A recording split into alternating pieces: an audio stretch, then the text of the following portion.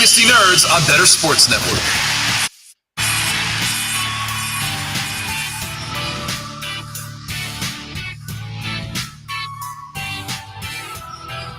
Oh, it is Thursday night, so you know what that means. It's the Better Sports Network.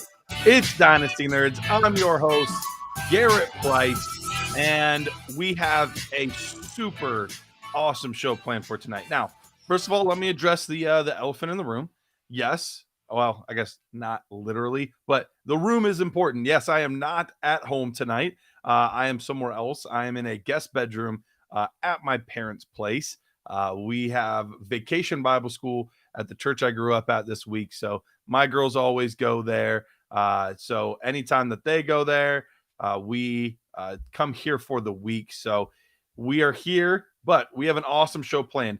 Dennis Bennett's going to be joining me, and Peter's going to be joining me. And in fact, we can bring them on right now. We don't need intros. We don't need all that kind of stuff. You guys are familiar with these two guys. Dennis, how you doing, buddy? I'm doing fantastic. I can't believe your parents haven't kept your room as a shrine to your right. youth. I mean, with as great of a kid as I was, I feel like that should have been obvious. But you know, whatever. My mom kept our whole trailer in the trailer park as a shrine to me. Peter, how you doing tonight, buddy? Oh, I don't think we can hear you, Pete. Okay, how about now? Now we Okay. can.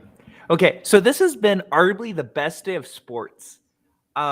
Really? Explain why, other than, the NBA draft tonight. So my Mariners, yesterday was arguably the worst time to be a Mariner. Our offense stunk, but we're currently up 10-0 against the Yankees. Okay. At the Yankee Stadium. Home run galore, and then Scoot Henderson gets drafted to the Blazers, and I'm feeling great. I'm ready to dominate you old timers in this all-time draft. So, well, I'm glad you're having a great sports night. I don't know that this would necessarily qualify for anyone that's not a Portland and Seattle Mariners fan as the greatest sports night of all time. But most of the time, it is a very bad genre of team to be a fan of. Well, as a tried and true Cleveland sports fan, I have many of those terrible nights as well. But let me explain to everybody what we're doing, because it's a little bit different. But I put out a tweet last week, the week before, recently, about if you could draft any player all time to your fantasy football roster, who would you want to have on your team? And I kind of made the caveat of, you get this player like you would in Dynasty. So you get this player for their entire career, but you might get, a random season from each player. So you obviously want more good seasons than terrible seasons, but the all-time peak is really what we're looking for here more than anything else. So I don't know about you guys. I've been, kind of refreshing myself on some of these old-time names, some of these all-time greats. Peter, Dennis, do you guys feel ready, prepared to get some of these old school players and new school guys? Because there's plenty of new school guys that are worthy to be on this roster that we're going to have. We're going to go 18 rounds. It's going to be super flex, no tight end premium, so just regular tight end, but we are going to do super flex. Dennis, how do you feel about this? Well, it's like my dad used to say, if you can't dazzle him with daring, baffle him with bullshit. Oh man, I mean, that makes sense. What about you, Peter? Oh, so I'm really excited because I think we have what I spent today kind of trying to figure out is where the tier breaks. Because there's so many good players, obviously. So right. I'm trying It's tough. Yeah, it's very tough, but I'm very excited. This is like I said, good sports day for me, and this is really fun. Perfect. So if you are tuning in for NBA draft coverage, this is Dynasty Nerds, but not Dynasty basketball. This is Dynasty football. So we do apologize. Any big breaking news, Sean, the producer, will let me know, and we'll update you on that. But tonight we are still going to be focusing on fantasy football and these all-time greats. So if I'm Scoot excited gets traded, what's that? If Scoot gets traded in the NBA draft, I will die. So just as a heads up. So that does happen. That Yep. does happen sometimes on draft night. So we shall see.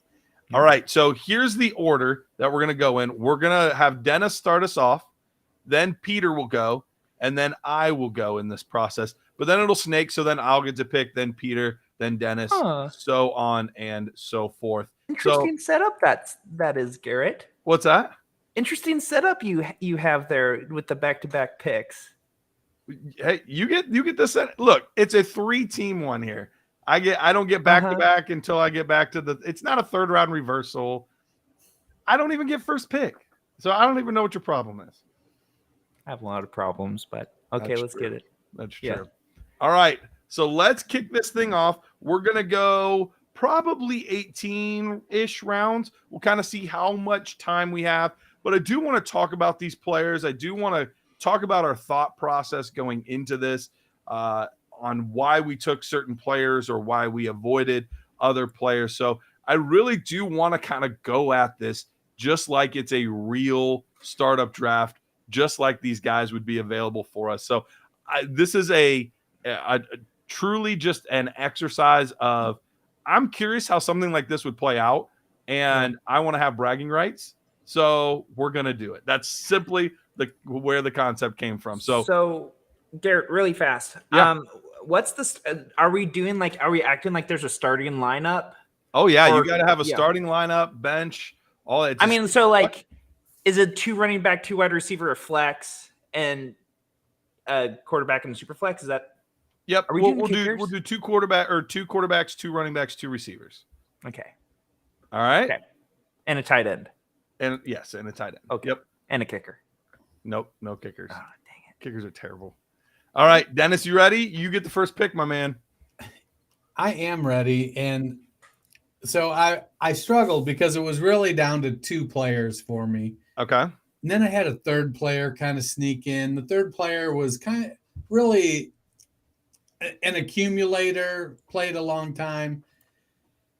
But it's, we're drafting Dynasty. We're talking Dynasty. We're Dynasty nerds. And if you're doing a Dynasty startup, even in a super flex league like this, so I think quarterback is just going to be so deep. So I'm going to punt quarterback. All right. So I decided like I may only punt it to the second round, but I'm going to punt it from the 101 because I think there's one player that just makes the most sense to go at the 101. And that's Jerry Rice. Jerry Rice scored 12,000 more points than fantasy points in PPR than the number 2 wide receiver. From 1986 to 1995, Jerry Rice was wide receiver 1, wide receiver 1, wide receiver 2, wide receiver 1, wide receiver 1, wide receiver 1, wide receiver 2, wide receiver 1, wide receiver 1, wide receiver 1. Oh, and then he fell off and was wide receiver 4. That was on the Seahawks, right? Seattle Seahawks legend Jerry Rice. Was he on the Seahawks? He was 34 years old. Not yet. Then he got injured the next year. Then. But I mean, as much as I wanted to, I feel like wide receivers is a deep position, and even if I waited, I could get somebody great. Heck, maybe even Jerry Rice at the 6th pick. But I just couldn't bring myself to not draft a guy who had 10 straight years of wide receiver 1 and 2 and outscored the next player at his position by 12,000 points. Yeah, that's tough to pass up. I can't blame you there.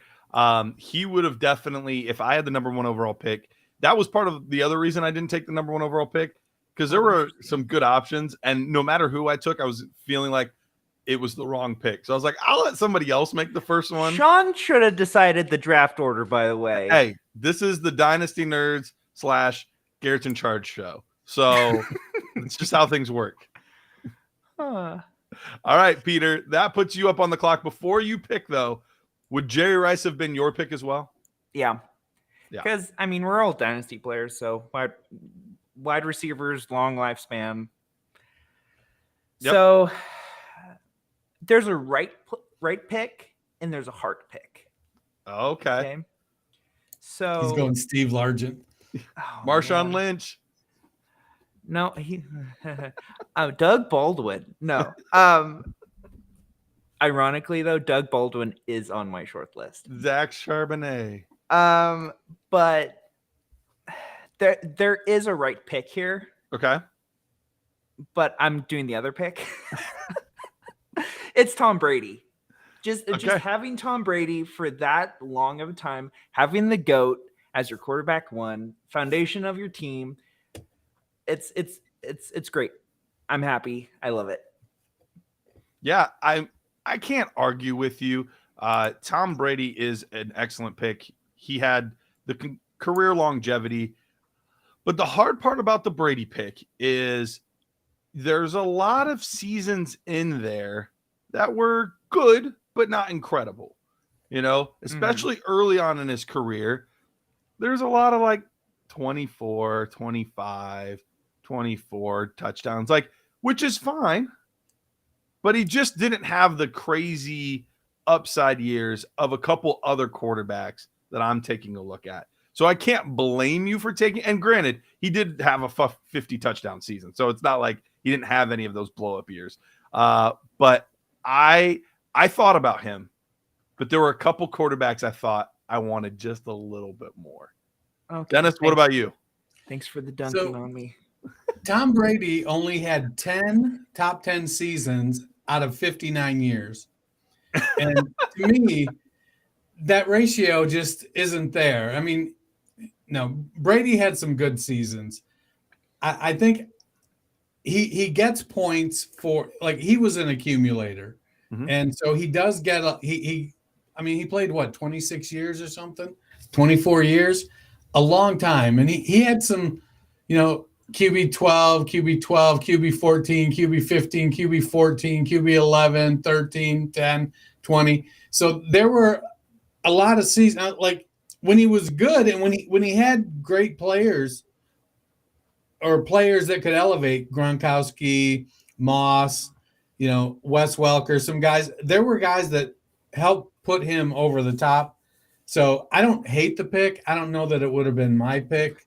Okay, you guys hate the pick. Like reach. You guys hate the pick. I mean, there's not.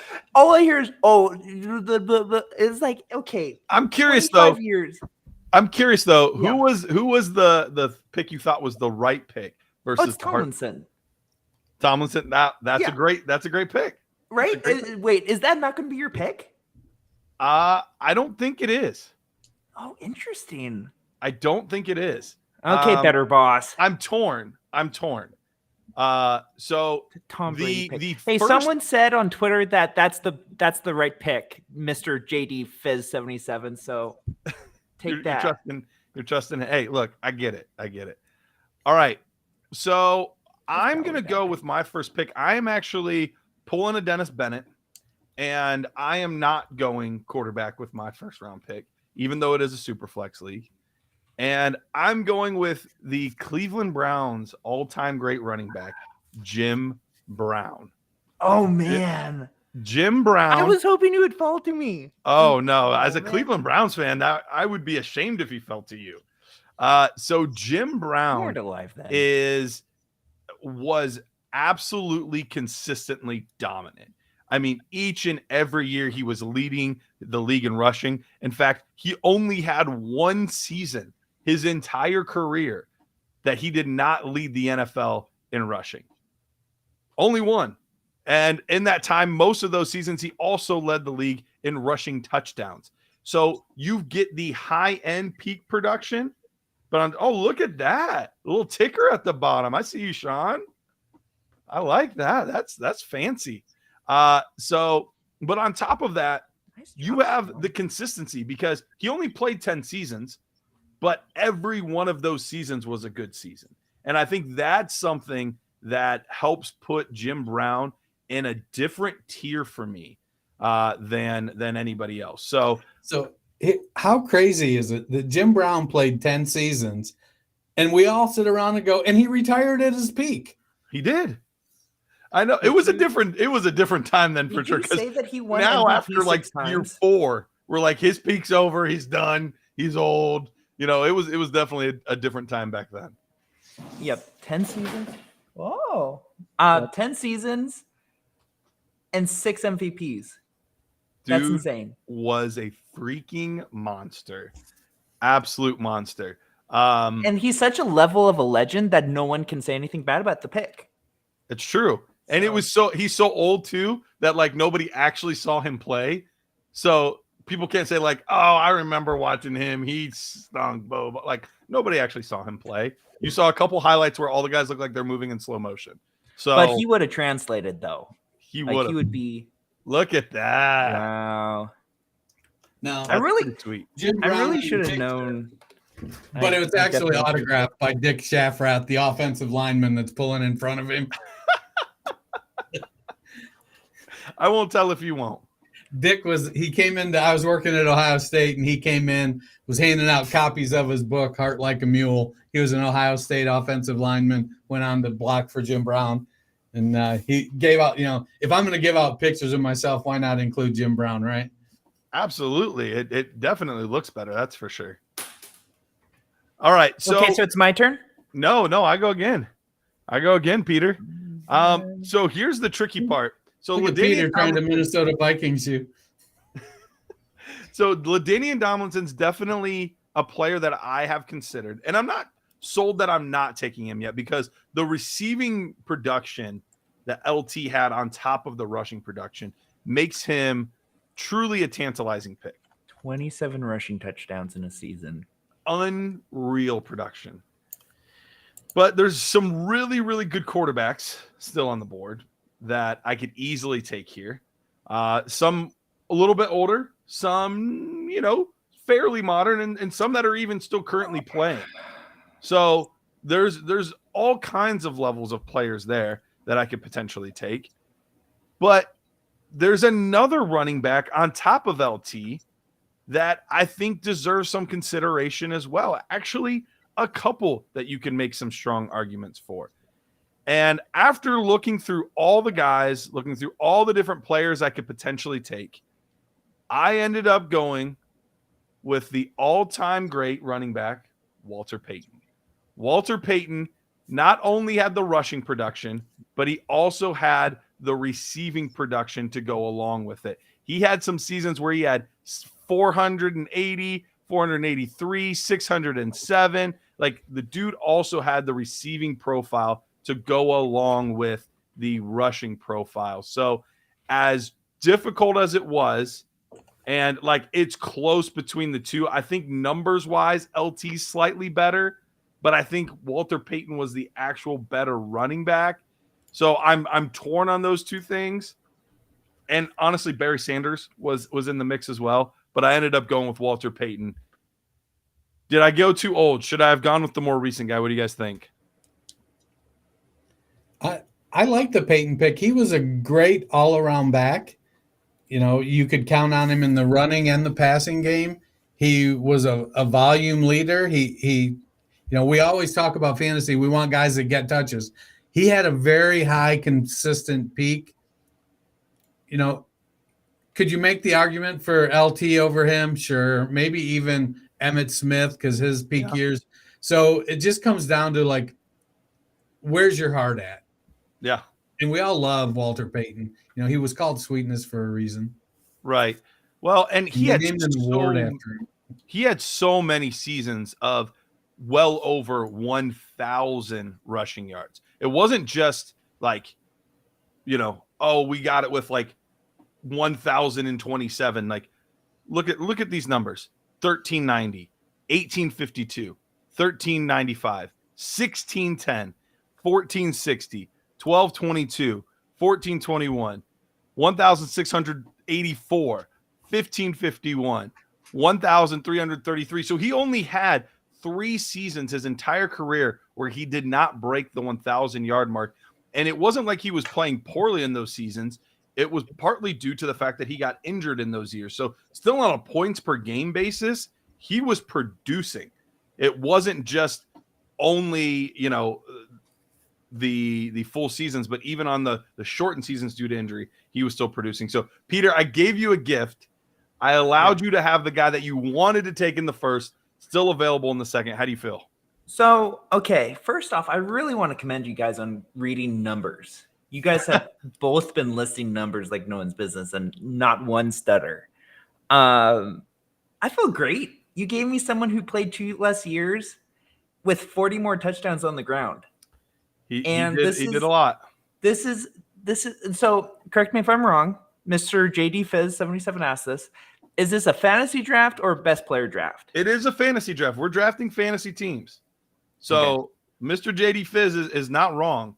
This is a fantasy draft. So the touchdowns, I'll give you that. But he had the thing that scared me off ever so slightly from LT and made me go with, because we're not just taking total career fantasy points. Mm-hmm. We're having to go season by season.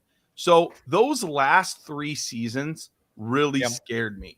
And that's what made it. That's what put me over the top. Like if I have to have a season where I'm having to play him 14 games and only getting 280 yards and a touchdown, like that's a blow to the production of my team. So it was specifically those last 2 years with the Jets that really scared me off taking him and then going with Walter Payton instead. Hey, but 6 touchdowns off of only 219 yards is pretty good efficiency. Oh, that was 219 attempts, 914 yards. Yeah, exactly. Even better. But yeah, so I'm going LT and I love it. Yeah, and I agree with you. And there was a drop off. But with Tom Brady, especially with being Mr. Consistency, I need that explosive just ability to score a lot of points off of my starting lineup. So I'm really happy. Thank you, Garrett. You're welcome. And Dennis, no, I think it was a good pick. Honestly, I'm going back and forth, and even now I'm like, should I have gone LT? Like, did I get too cute worrying about those last couple seasons? So it could go either way. So Dennis, that puts you back on the clock here, and you get back-to-back picks. So what are you feeling here with your back-to-back at the 2-3 turn? So, you talked about the end of LT's career and how that was a factor for you. And so I'm looking at a guy, and my thinking is like, am I going to take the first half of his career that was like just peak for 6 years? Oh, and then he had 6 years, 7 years where it was very up and down, and there was a lot of drama off the field and different things going on. But those first 6 years, it was phenomenal.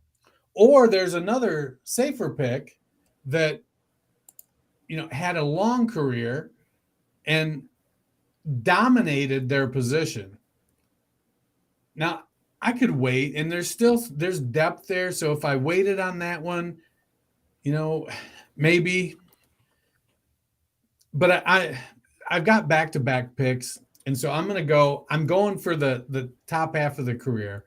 I'm going to take Randy Moss. We're talking Dynasty, and Randy Moss's first 6 years, wide receiver 1, wide receiver 2, wide receiver 1, wide receiver 5, wide receiver 5, wide receiver 1. After that, things kind of went to hell. It was very up and down. He did have another wide receiver 1 and a wide receiver 2. Those were his positional ranks, not just a wide receiver 1, but the wide receiver 1. Later in his career. But I want to take that. I mean, he was a dominant force on the field. The first 6 years of his career were just something to behold. Nobody talk about explosive. And get back up to his actual stats here. So I didn't get my ticker.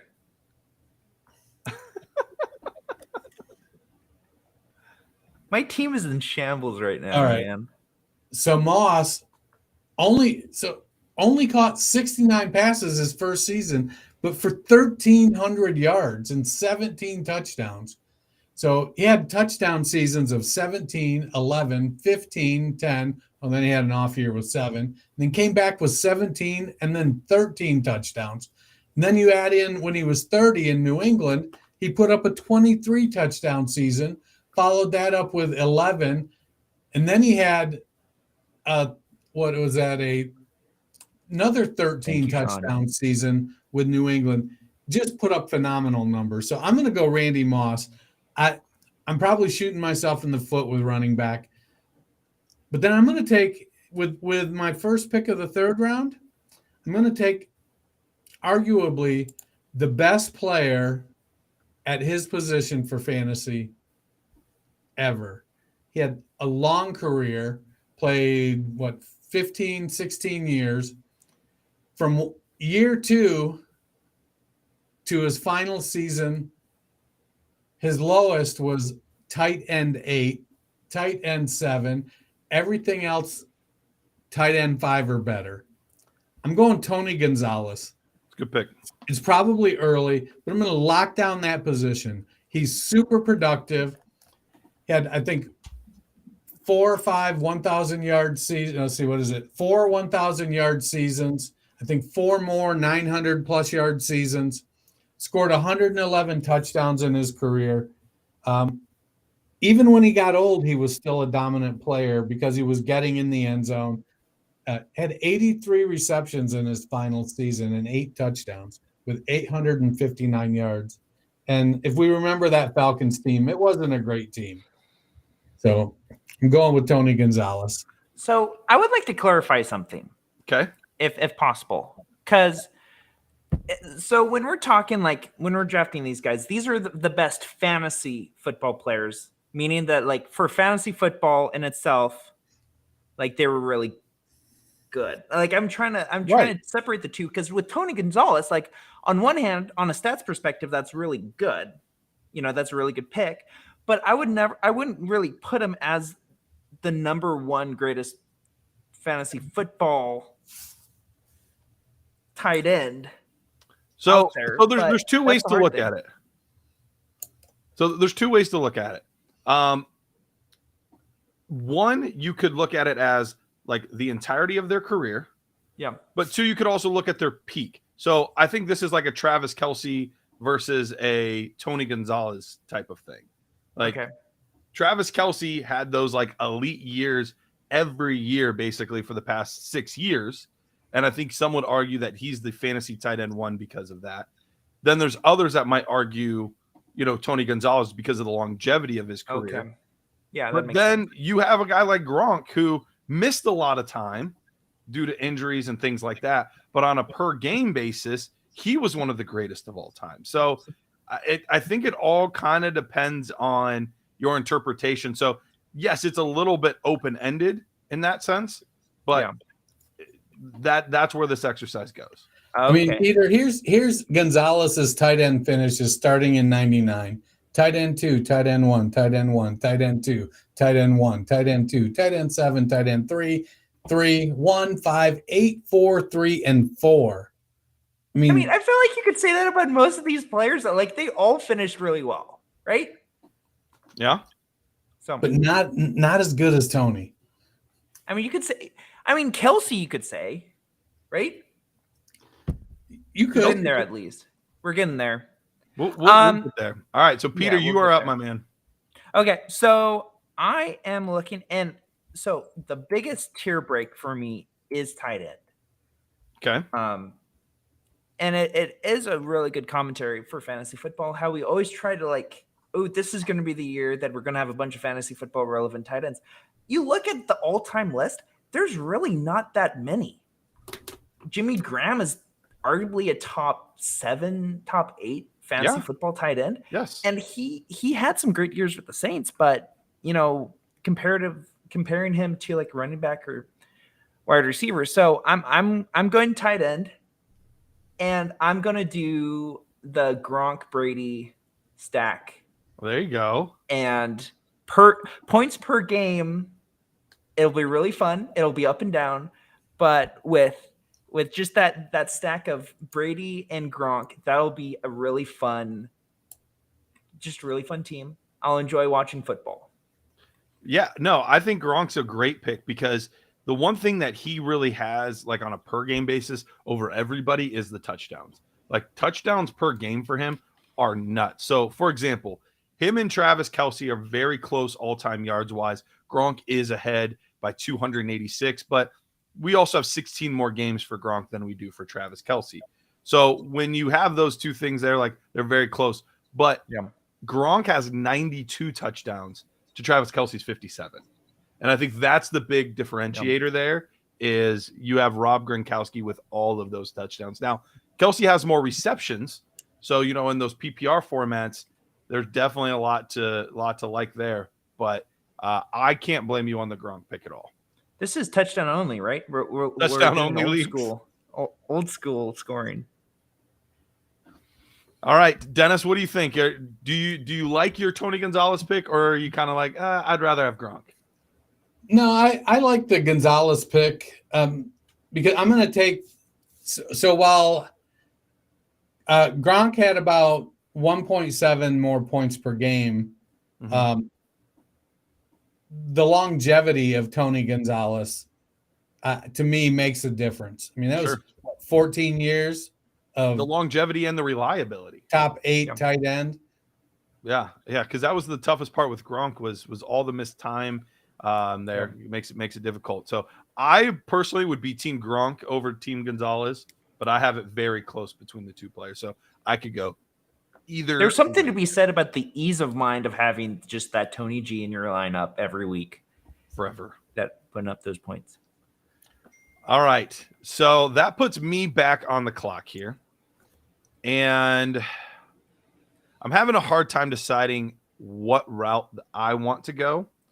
But I think I'm going to go with the Sheriff. I'm going to take the next quarterback off the board, and I'm going to take Peyton Manning here. Peyton Manning, so many good seasons. Even his like terrible 28 interception rookie season, like that's the one that you're going to kind of point to and be like, that and his very last one where just health just declined so much. Those are really his only 2 bad years. But even in that year, he still threw 26 touchdowns to those 28 interceptions. So even in that bad year, putting up close to 4,000 passing yards and 26 touchdowns helps cover a lot of that. But you have so many times where you see mid fours and even up into the 5,000 passing yards in a season, led the league in touchdowns multiple times. Well, we have 4 or 5 here where he led the league. But outside of those first couple of years, he never had below 26, 27 touchdowns a year. So that consistency that you're going to get out of the quarterback position of 26 plus touchdowns every single year with a ceiling of seasons like 49 and 55 are just incredible numbers that he put up. Now, you could argue like his postseason stuff, but look, we're not worried about the playoffs for fantasy football. We care about what they actually did for the regular season. So Peyton Manning gets to that point for me. So let's look at the board for the first 3 rounds. So far we have Dennis with Jerry Rice, Randy Moss, and Tony Gonzalez. We have Peter with Tom Brady, LT, and Rob Gronkowski. And I have Jim Brown, Walter Payton, and Peyton Manning through the first 3 rounds. So why don't we take a quick break? When we do, we will come back and we will get right back into it. We got I just realized we have like 15 to 18 rounds to go. We're already well over a half hour in, and we only have 3 picks each. So we're going to have to pick up the pace a little bit. I promise we will. We'll get through more players. We'll talk about our reasoning on each of these guys, and we'll be back in a moment.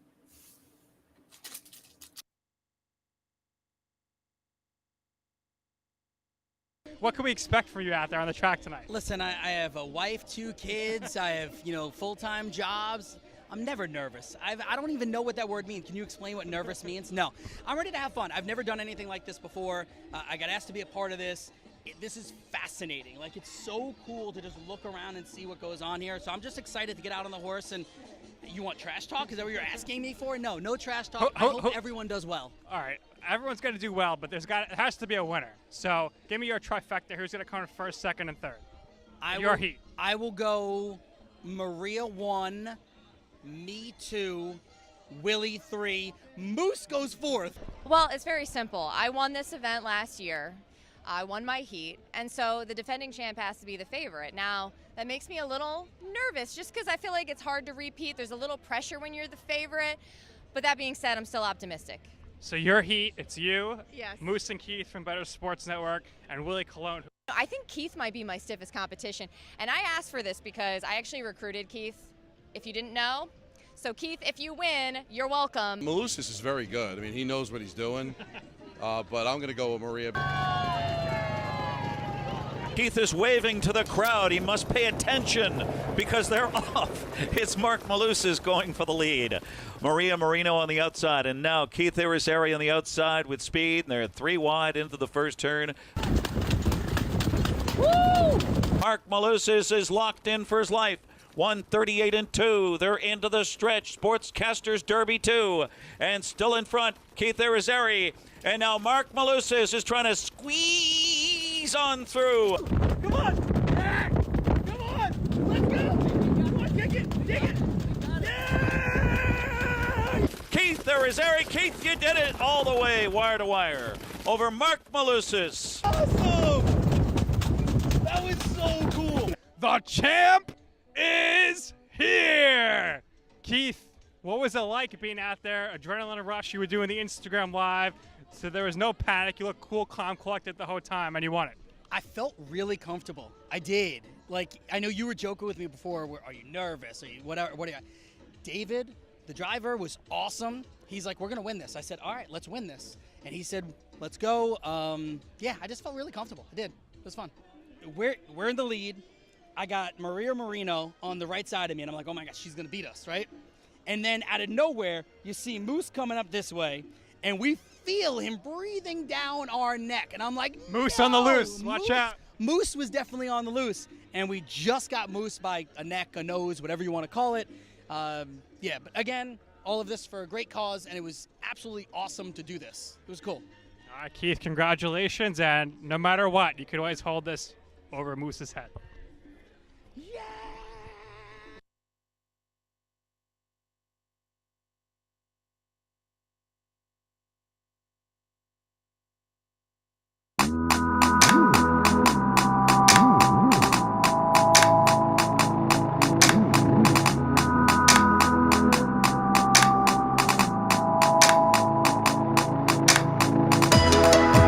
Welcome back to Dynasty Better Sports Network. Dennis is here. Peter is here. I'm your host, Garret Price. And we are now getting into round 4 of our all-time startup mock draft. If you haven't been following us so far, basically what we have here is any player from any era in NFL history is available to be taken. So we are going through, Sean, if you could, show the screen here what we've got. We've got Jerry Rice, Randy Moss, Tony Gonzalez. Then Peter's got Tom Brady, LaDainian Tomlinson, and Rob Gronkowski. I have Jim Brown, Walter Payton, and Peyton Manning. So I am trying to decide where I want to go with my next pick. There are quite a few players that I have my eye on. That being said, I am a little worried about going too heavy at the running back position because that is where my eyes keep wandering over to, is that wide receiver position and all of the amazing names that are on that list or on the running back list. But I'm going to kind of break my own rule with this next pick. And partly because I said I was worried about guys that had some down seasons. But on a points per game basis, because this guy missed a lot of time, especially late in his career. And let's forget about him being a scumball. Let's forget about him being a terrible, awful person. I'm going to take Antonio Brown. I'm going to take Antonio Brown with this pick. We're talking about a player that had 5 straight wide receiver 1 seasons. We have seasons of 1,499, 1,698, 1,834, 1,284, 1,533, and 1,297 yards, all back to back to back to back. And that lowest yardage season in there, yeah, he had 15 touchdowns that season to make up for it. So we have 1, 2, 3, 4, 5, I think 6 straight seasons of being the number 1 wide receiver overall. Now, we have a couple down seasons there at the end of his career. But the nice part that helps is over the course of that time, he only played in 1 game, 8 games, and 7 games. So with that, it's not like it's hurting me all year. I know when he's out, and on a per game basis, it still wasn't too bad. Still putting up really solid numbers while he was out there and available. Much more recent pick. I think it's probably the most recent pick that we've had of any player so far. What are your guys' thoughts on Antonio Brown being selected? Feels like a reach. He had some great seasons, and I don't know. I would have liked to have seen. I feel like there was the ability there to get 3 or 4 more seasons, and that would have really put it over the edge for me.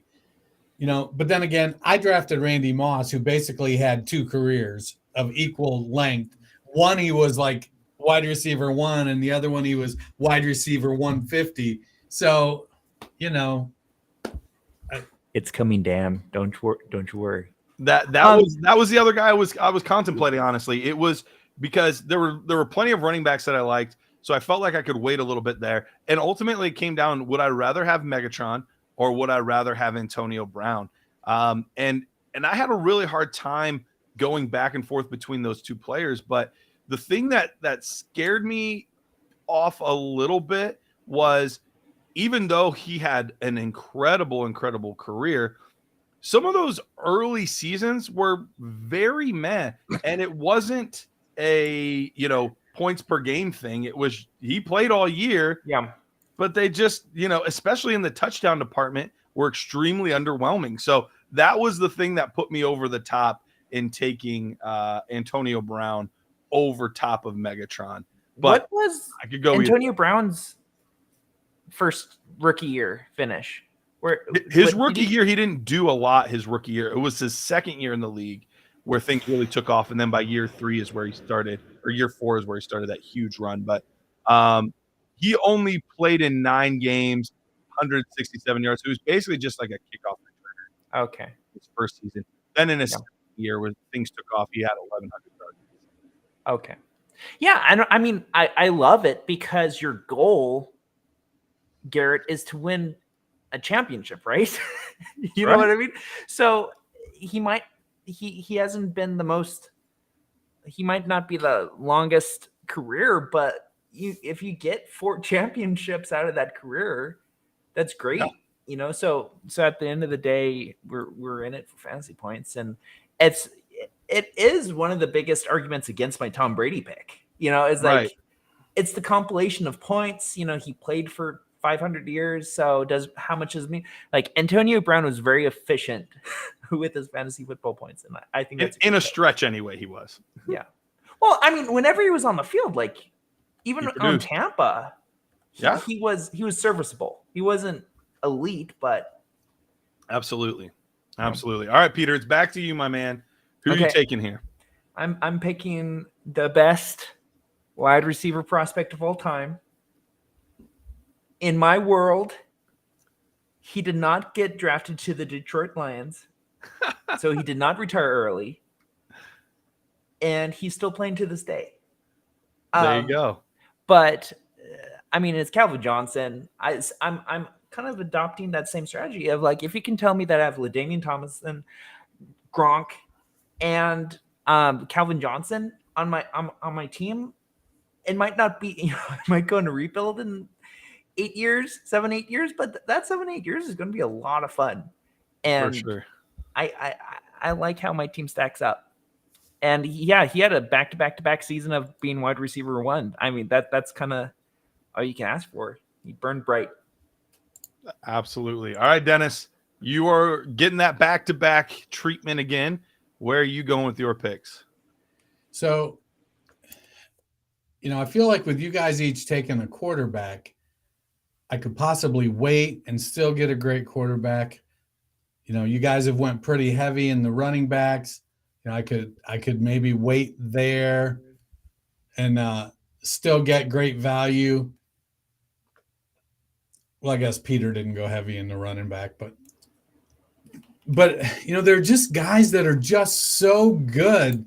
And we see this, and we talk about it all the time on our shows and on Twitter when everybody's like, oh, so-and-so's at their peak, it's time to trade them. And I'm like, man, don't we want to keep good guys on our teams? Yeah. Like, yeah, I get you want to get value for players, but you want to have good players so you can win. And with this one, I'm like, is it, there's such it again, it's a Randy Moss type of career. And I can't pass up on it. I'm gonna take Christian McCaffrey as my RB1. Ooh. 3 of his 6 seasons, he was RB15 or lower. Now 15 is bad. Now 2 of 6, he was RB44 or lower. Those were bad. But the other ones, he was a 1, a 2, and a 3. He's from his fantasy points per game. What's that? I'm in the wrong column. 22.13 fantasy points per game. Yes, he's young, but he's in his prime, and he's in his peak, and he's in the perfect system. Could he break again? Maybe, but they all can. And sometimes we got to be able to say, I want to be injury agnostic and not go, oh, well, these people are they're injury prone. Christian McCaffrey for the next 5 years, even at, what is he, 27 now? He could be at RB1 and potential for the next 5 years and have a shot at the RB1 for the next 3 years. Yeah. Marshall Faulk did it at 27, 28, 29, 3 years in a row. So as much as I would, there's a couple other players at other positions out there that I'm like, man, I really want to go there. Yeah. But I'm going to take McCaffrey. And since I already alluded to it, I'm going to pair him up with Marshall Faulk with my next pick. Good pick. So I'm going McCaffrey and Faulk. 2 very, very similar backs. Not overly big, both about 5'11", 209, 210, 211. Not huge. Outstanding receivers. Outstanding runners. Faulk from 1999 to 2001 was the RB1 for 3 straight years. Started his career RB4, RB6, RB18, then RB8, RB3, then 1-1-1. The next 2 years, he was still an RB2, but the end was coming. Sure. His ability to be both a runner and a receiver in that offense with who was it? Mike, not McCarthy. It was who was the mad scientist head coach? Martz. Yeah, Mike Martz. But man, 1,300 yards, 1,100 yards, a down year for Faulk, another 1,013. From 1998 to 2002, he averaged 105 targets. That's an unreal number for a running back. I mean, 5 years in a row, over 100 targets and over 80 catches. So, and that's Christian McCaffrey, just 15 years ago. So I'm gonna go ahead and hit my running back room right now, back to back, Christian McCaffrey and Marshall Faulk. No, I like both of those picks. The McCaffrey's a tough one to quantify because you do have the missed time and him still playing. So is it better if I make it Faulk and then McCaffrey? maybe it is.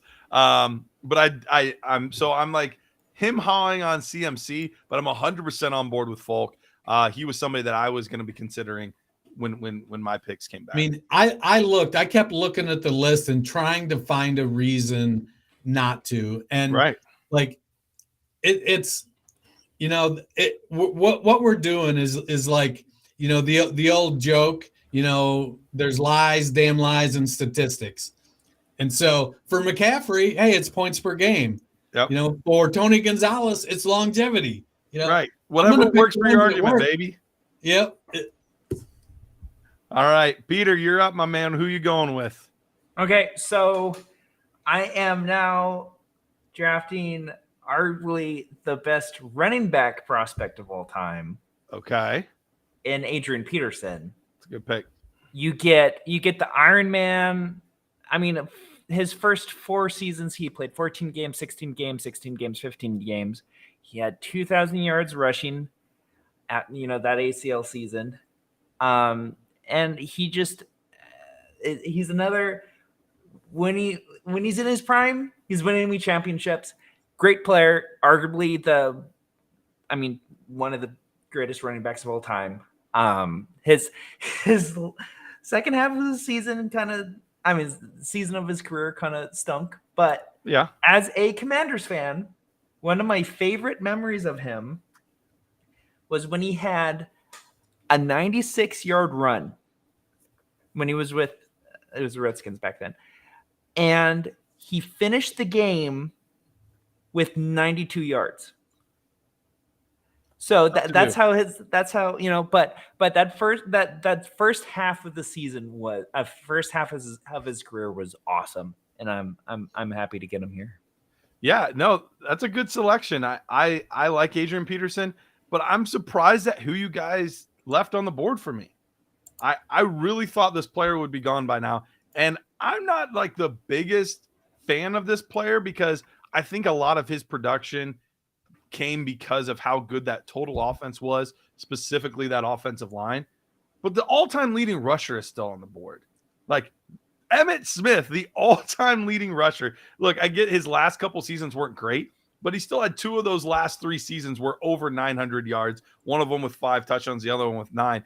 But in his peak, dude's putting up 1,700 yards and 20-plus touchdowns a season. So he was an absolute monster producer. Still did a little bit in the receiving game, not as much as guys like Marshall Faulk and Christian McCaffrey and different players like that. But we're talking about the greatest running back in yards and many metrics.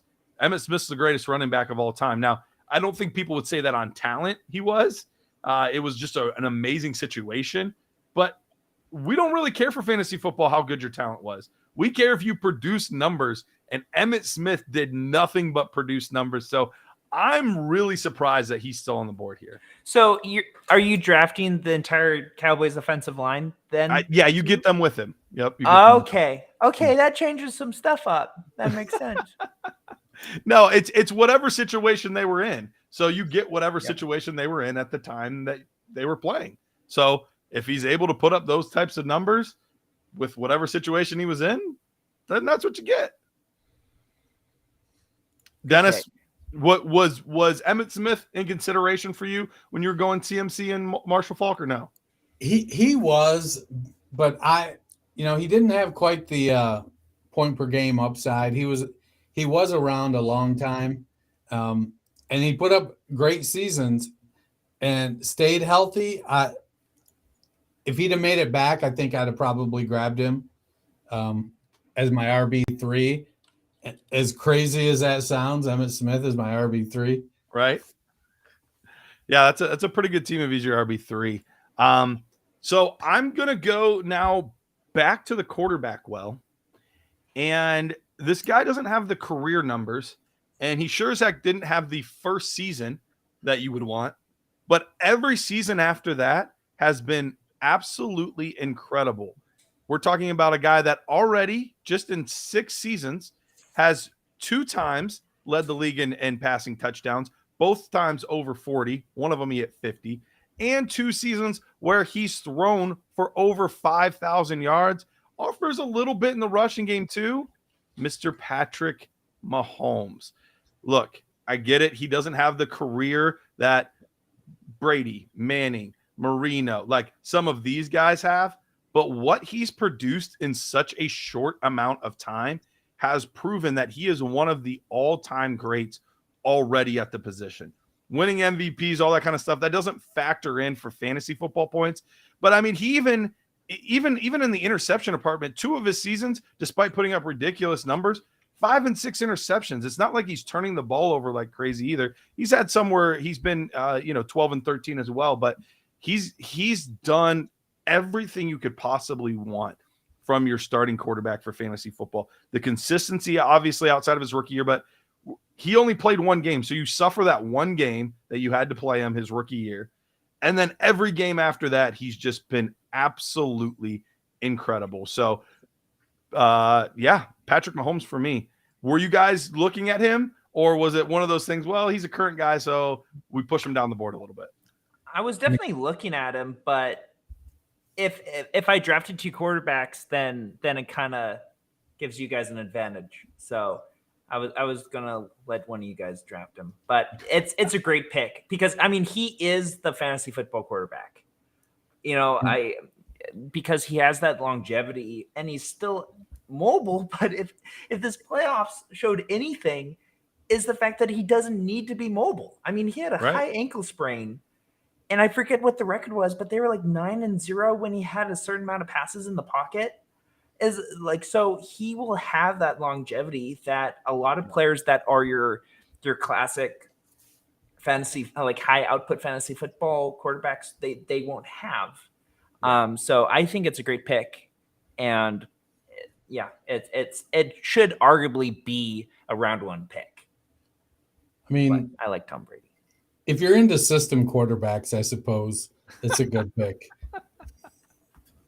No, it's hard to dispute it because he's in such a high volume passing offense, and as long as Andy lays off the cheeseburgers and stays healthy, keeps that heart ticking, he's going to be in that offense for a good while. Yeah, they're going to have to make some moves year over year to kind of maintain the offensive line because of how much they're investing in Patrick Mahomes with that big old contract, even though other teams are catching up. So it's starting to look like quite the deal. And I think Mahomes learned a little bit from Brady in that I don't have to be the highest paid quarterback because I like to win titles. So I think it's a fantastic pick, system quarterback, joke aside. Dan with the to be fair reference with Letterkenny. I don't know if either one of you have ever watched Letterkenny, but I'm a very big Letterkenny fan, so I appreciate that. I didn't know that. What's that? I didn't know you were a Letterkenny fan. You didn't know that? Yes, I'm a very big. Have you seen it? I was being sarcastic. I'm sorry. Oh. I didn't know. Anyway, all right. So we are now an hour in. We have only gotten to the 5th round. So we've not gotten very far. So we got to pick up the pace. We're not going to do as much analysis at this point, but we're going to start getting through these picks a little bit quicker. Peter, who's your next guy? So if you can tell me that I could have 2 of the GOATs of a position, I would say, where do I sign? And also, how do I stop Garrett from having a legendary stack? And so that's why I'm taking Travis You're Kelce. worried about taking too many quarterbacks, but you're going to take 2 tight ends? Yeah, I can. I mean, so is there not a flex spot? There is. I mean, I would be surprised if you were able to start Travis Kelce over some of the other players on the board in your starting lineup. But I am cornering the market. I can trade them away. I'm being that guy who drafts 8 quarterbacks and then like, oh, trade with me, guys. But Travis Kelce is wide receiver. Okay. And just what he has been able to do, it is off the beaten path. But I just love the idea of having arguably two of the best fantasy football tight ends. I mean, if your goal is to just try to hurt me, then I see where your focus is. As long as my name's in your mouth, we're good. Yep. All right, Dennis, you're up with back-to-backs. Enjoy Greg Olsen, Garrett. Huh? Enjoy Greg Olsen. Greg Olsen. Who I end up getting? Titans. Yeah, we'll see. Antonio Gates. So I went back-to-back running backs the last time. I've got arguably the best tight end, the best wide receiver on my team. It's time to go quarterback. I need to I could probably wait, with the depth of this draft. I could probably wait. I'm going with a contemporary guy. He just changed teams this year, and he's put up some phenomenal years for fantasy. He averages almost 20 points a game. I'm going with Aaron Rodgers. And his fantasy numbers, let me get down to the fantasy part of it here. So after his first 3 years, riding the pine behind Favre, QB2, QB1, QB2, QB1, QB2, injured half the season. QB1, QB7, QB1, injured half the season. 6, 9, 2, 5. So the first 3/4, 2/3 of his career, he was putting up top 1, top 2 seasons every year on the regular. Yeah. Racking up lots of yards. He throws lots of touchdown passes. So he's a 65% completion percentage with a 475 to 105 interception to touchdoand ratio. So he isn't killing me on the interceptions. Only 3 double-digit interception seasons in his lengthy career. He's never breached the 5,000-yard mark, but he gets over 4,000 on the regular. His high in in touchdowns is 48 touchdowns.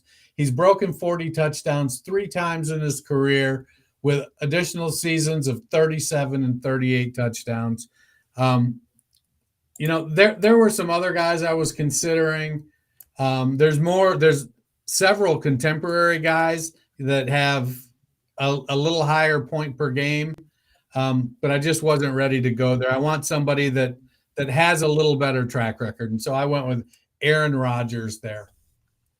No, that's a good pick. And I wondered when he would go off the board because I assumed he was going to go off the board at some point.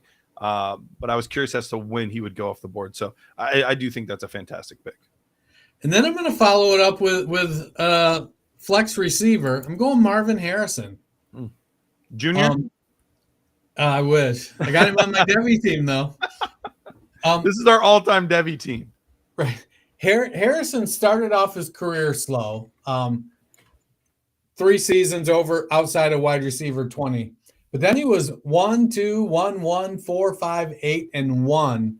He had a long stretch in there. He was Peyton Manning's to-go wide receiver. Manning had a phenomenal stretch of wide receivers with Reggie Wayne, Marvin Harrison, T.Y. Hilton. These guys all just kept succeeding each other and going on and having great careers.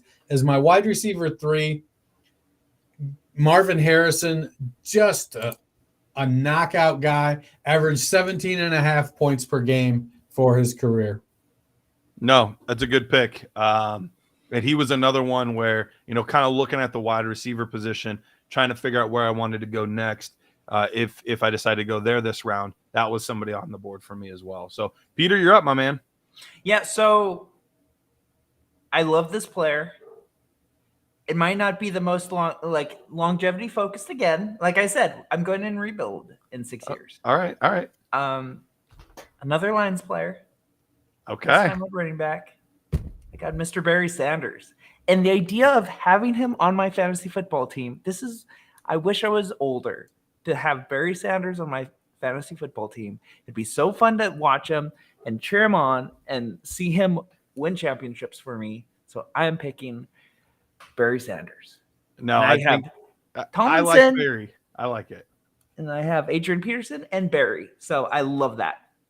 Yeah, that is the fun part about doing this draft is even if you did a terrible job, you could still look at your team at the end and be like, oh my goodness, team's incredible. So that's the fun part about this is no matter what you do at the end of this, your team looks pretty darn good. All right, I'm back on the clock. I had considered going this player last round. I held my breath that he would make it to this round, and he did. And this is probably going to be the youngest player drafted in this entire startup. But I'm going Justin Jefferson. Dang it. Justin Jefferson in his first 3 seasons 88 receptions for 1,400 yards and 7 touchdowns, 108 receptions for 1,600 yards and 10 touchdowns. And then he put up an 1,800-yard season on 128 receptions. In a PPR league, he has been nothing but a monster. His career looks like it's going to continue at this trajectory. And he's had the best start to a career out of any player. Now, there's other guys that you're like, well, he had a really good rookie year, so I'm going to take him now. We have to make sure that we can truly project that he's going to be this kind of player long term. And I think we can safely say at this point in Justin Jefferson's career, he's shown that he is going to truly be one of the all-time great players. So I ended up going with him here. And then my next pick is I'm still torn between these players and exactly what route I want to go. But I think I'm going to take a player where if you look at it right away, he's not a name that's going to jump off the screen at you. But when you actually dig into the numbers that this player put up, you're going to be like, holy cow, he was an amazing running back for a long period of time. And so I'm going to go with Curtis Martin. Curtis Martin, he had 11 years. In those 11 seasons, all but one of them were over 1,000 yards. He led the league in rushing with almost 1,700 yards at age 31. Plenty of seasons with double-digit touchdowns, 1,000 plus yards. But he also did some things in the receiving game too, where you would have 30, 40 receptions. But he even had a peak of a 70 reception season for 508 yards. So he put up the numbers both in the receiving game and the rushing game. I know that he is not going, like when we post these later to Twitter, he's going to not be a name people are like, oh, you got Curtis Martin? Yeah. But we're talking about a player that was consistently good, and he's number 6 all time in rushing. Number 6. So he is a very underrated player for how incredible his career was. So real quickly, Justin Jefferson, Curtis Martin, 2 different eras, 2 different players. You guys, bat an eye at either one. Are you guys okay with both of those? I'm not big on Curtis Martin. He was a compiler. He's a floor guy. It's only 11 seasons. That's not a compile.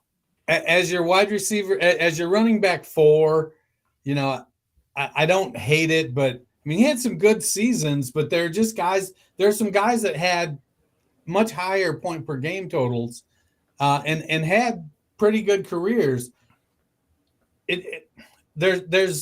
I think what happens is with some of these guys that had longer careers,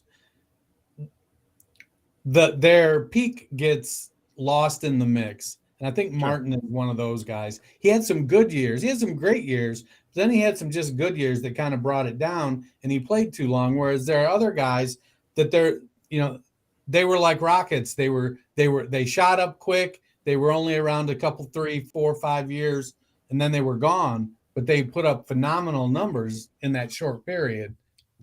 It's true, but he only played 11 seasons. It's not like he held out forever like some of these other guys. I mean, to be 6th all-time in rushing and only 11 seasons, that's pretty good consistency year over year. All right, Peter, you're up, my man. Bob Lund would love that consistency. Yeah, he would. I need a wide receiver. I only have Calvin Johnson right now in my tight ends, but they're not wide receivers. So I am going to pick Terrell Owens to be on my fantasy football team, and I'm very excited about it. I'm getting a lot of touchdowns. Yeah. Some up and down. But ultimately a really fun player and a high, arguably top 10 fantasy scorer, like fantasy football player of all time. So I'm very excited to get him here. I think this is a great value for him. He is one of the more controversial ones, and one of the ones that I had a hard time gauging his value, because you're right, the peaks are pretty impressive. He has a 1,400-yard season with 16 touchdowns, another 1,400 yard with 13 touchdowns. So like he had some good years, but then like he started off his career with only 500 yards, 4 touchdowns. He only broke 1,000 yards once in his first 4 years. The end of his career kind of slowed down. So, like, he was a tough one for me to gauge on, like, how valuable really is Terrell Owens. So I struggled with that one. Dennis, what do you think of him? Yeah, he was in consideration when I drafted Marvin Harrison because he was so productive with touchdowns. We're drafting what if we make it through 12 rounds, is 36 of the best players in NFL history. Sure. As much as I kid about some of these players, we're all drafting some great teams. Yeah, absolutely. All right, Dennis, go ahead and make one pick, and then we do need to take another break. So go ahead and make one more pick. We'll recap the draft so far, and then we'll go to break. So, it's interesting as we talked about Curtis Martin and his longevity, 11 years. It's not Emmitt Smith long, but it's longer than most running backs. And, I'm going to take Terrell Davis. Ooh, yeah. His first 4 years were just phenomenal. His last three was after he got injured. He ran for 2,008 yards and 21 touchdowns in his fourth season. After that, it took him a couple years, and then he put up 700 yards in his final season. He only had about 1,200 yards combined his last three seasons. But going into that, 1,100 as a rookie, 15, 1,750, and 2008, he scored 60 touchdowns. Let's see, 56 touchdowns in just about 60 games. So outstanding. He had his high-end catches was 49. It was just a phenomenal guy when it comes to production. His points per game throughout his career, and that includes those last three seasons, was over 19 points a game, or 18.43. Sorry, I was looking at the wrong line. So even with those last three seasons, what they were, he still averaged 18.4 points a game. Yeah, no, that's pretty impressive. And it is the end of his career that kept him from being a higher draft selection. But you're right. That start to his career was just absolutely nuts. So I can totally understand that argument. All right, let's pause here. Sean, could you show the draft board so far? So Dennis, you have Jerry Rice, Randy Moss, Tony Gonzalez, Christian McCaffrey, Marshall Faulk, Aaron Rodgers, Marvin Harrison Sr., and Terrell Davis. Peter's got Tom Brady, LaDainian Tomlinson, Rob Gronkowski, Calvin Johnson, Adrian Peterson, Travis Kelce, Barry Sanders, and Terrell Owens. And then I have Jim Brown, Walter Payton, Peyton Manning, Antonio Brown, Emmitt Smith, Patrick Mahomes, Justin Jefferson, and Curtis Martin. So before we go to break, I do want to tell you guys quickly, Fantasy Alarm. The Fantasy Alarm draft guide is now available. It's your cheat sheet plus your one-stop shop for dominating your drafts.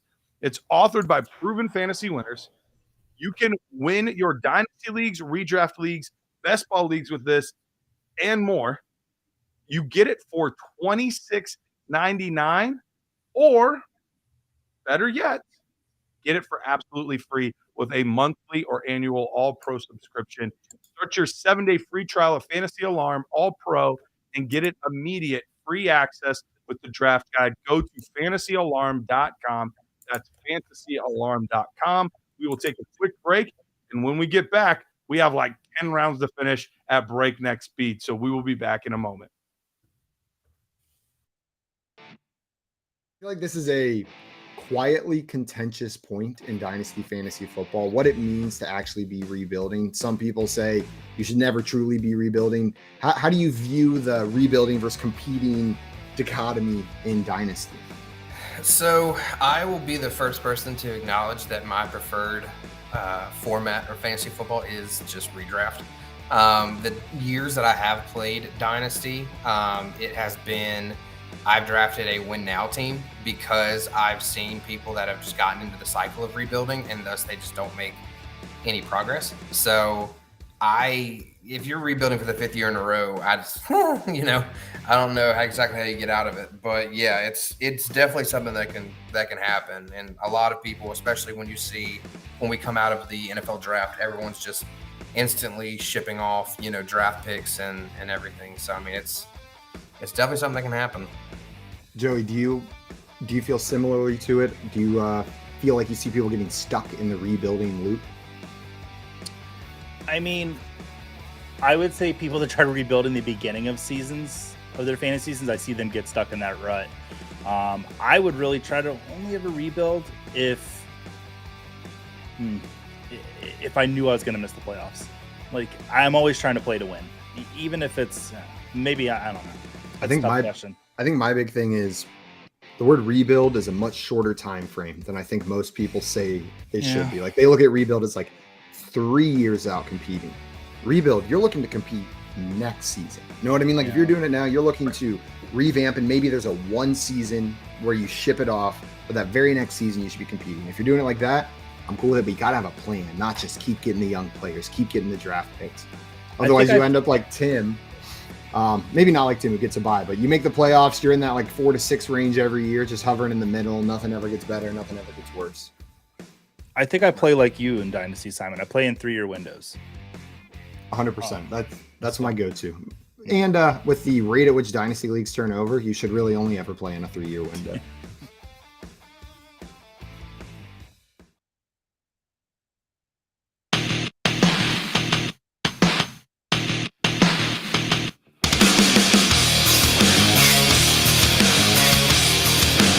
Welcome back in. We're doing the all-time fantasy startup draft featuring the best and biggest names of all time. I'm here. Dennis Bennett's here. Peter Bartausky's here. And we are having a great time digging into these players. But we got to pick it up. We only have 45 minutes left. And we've got, give or take, 10 rounds to get through to kind of fill out at least a respectable starting lineup and key reserves. So, Dennis, you are on the clock now. Do you need reminded of what your team looks like, or are you good? No, I'm looking at it. I got you. All right. So, I had a couple guys I was looking at, but they just, while they were mercurial, I think is the word, blast off big seasons, but they just didn't have enough volume. They really short 4 or 5 year careers. And as good as they had for a couple years, they were down. And so I'm going to pass on them. I'm going wide receiver here, a guy whose career was cut short due to injury, but he had a phenomenal 7-year run with the Green Bay Packers. I'm going Sterling Sharp. Ooh. 65 touchdowns in 112 games, so just about a touchdown every other game. Seasons of 90, 108, 112, 94 catches, 1,400, 1,100, 14, 12, 1,100 yards, just racked up the yardage and the catches and just dominated. Let me see if I marked him here. So his points per game, he averaged 16.1 points per game for his career. Yeah, that's a great number. It's a name that I didn't expect to hear this early.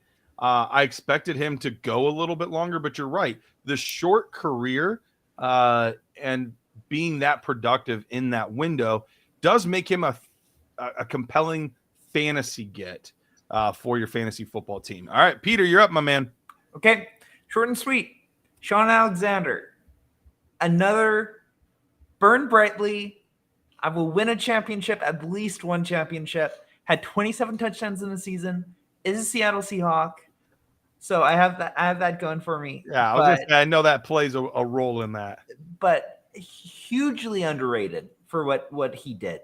Didn't have a long career, only played till he was 31, but very, very productive in his prime years. And honestly, when I'm looking at running backs, and what I care about is their prime years. Because once they get out, I'm done. I don't need them. So I love it.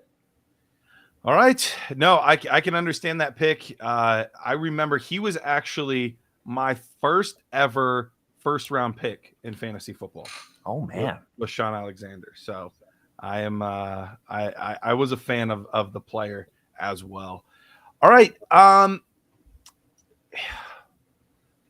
was torn on what to do here, and I feel like of all of us, I have the most modern team, and I'm gonna continue with that trend. I'm gonna take another player. Has Walter Payton and Jim Brown? Hey, look, I have two guys that are still modern. playing. Antonio Brown could be argued as sort of, kind of in the league still, if everyone didn't hate him. So we're all over the map here. I have the most current players that you guys don't have. And I'm gonna continue with that trend recently. Christian McCaffrey would like a word. Yeah, that's true, but he's not as recent as Justin Jefferson. He's the youngest. He's the baby. I'm gonna go Davante Adams with this pick. There are players with more receiving yards over the course of their career, but Davante Adams isn't done. Davante Adams is still playing, so there is more time to add another year or two of 1,000 plus yards and 10 plus touchdowns. So that was part of the equation for me. But the biggest thing with him is touchdowns. He is already 15th all time in receiving touchdowns. So while the yards might not be there, you get a guy that's consistently getting in the end zone. That's something that I like to have. We have him with a 12 touchdown season, a 10 touchdown season, a 13 touchdown season, down to 5, but then he rebounded drastically with an 18 touchdown season, 11 and 14. The guy gets in the end zone consistently year after year, and that's what I needed for my fantasy team. Sean asked the question that I was just about to ask. Dennis, were you wanting to pair up Davante and Aaron Rodgers for your all-time team? I mean, I got Sterling Sharp, so. But Rodgers never threw to him. Brett Favre did. Yeah. But Rodgers never did. But they're still Packers, right? No, you're gonna draft Derek Carr now, Garrett? I thought about Adams when I was looking at Davis and Sharp, and he was a consideration. Yeah, what would you say there, Peter? Are you gonna draft Derek Carr now? Get Derek Carr for sure. Yeah. Well, no, I got to draft Jimmy G. Oh, yeah, even better. Even better. Get myself some Jimmy G going on there. Brian Hoyer. Okay, so the next one. So that one was actually fairly easy for me. The next pick was the one that was a little more difficult to try to decide what route I wanted to go. There's a player that I really want to take, but his last 3 or so years in the league were just so rough that I don't know that I want to subject my fantasy team to that. Oh, man. Let's go with, you know what? Let's go with Edgerrin James. Edgerrin James, he had a fantastic career, mostly with the Colts. He was overshadowed at times because Ricky Williams was the big name coming out, but he led the league in rushing his first 2 seasons with 1,500 and 1,700 rushing yards, multiple seasons of 10 plus touchdowns, as high as 13 touchdowns in a season. But he also got it done through the air, nearly 600 yards multiple times in the receiving game, got some touchdowns from the receiving game as well. So the last couple seasons, the one with Arizona and then that random one with Seattle, which honestly, I didn't even realize he had played for the Seattle Seahawks. Did you realize that, Peter? Nope. No idea. Yeah. So apparently he was in 7 games, had 46 attempts for 125 yards. So that last season really kind of crushed things for me, but it was only 7 games. So it doesn't hurt quite as bad. But up until that point, he really only had 1 season that you wouldn't be thrilled to have on a fantasy football team. So I got a lot of running backs, but they're all guys I really like and I think are good contributors. So I'll take Edgerrin James. Peter, you are on the clock. So I am taking a name that probably wouldn't. Okay, switching it up. This might come off as anti-Garrett. Uh-oh. And I don't mean anything. Okay. But I still see that tear break, and there's so many players I love in both running back and wide receiver. So I'm going to take You're hurting yourself by doing this. No, That's all I'm you're not. doing. We have 18 rounds. 3 tight ends? Yeah. All right. Hey, I don't know where you're going to Antonio start them all, but Well, it's your call. We have 18 picks. We're not going to start all of them. But here's the thing. Other guys can start in the flex. Tight end, you're never going to start them in the flex over some of these other players. You do you. This is all your team. I'm just telling you, you're shooting yourself in the foot. Give me another goat. Hey, Antonio Gates.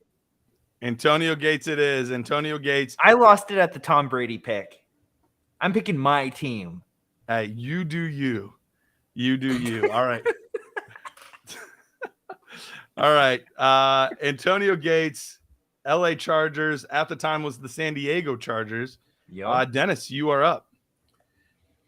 You know, that's the first snipe I've had. Oh, you were going Gates then?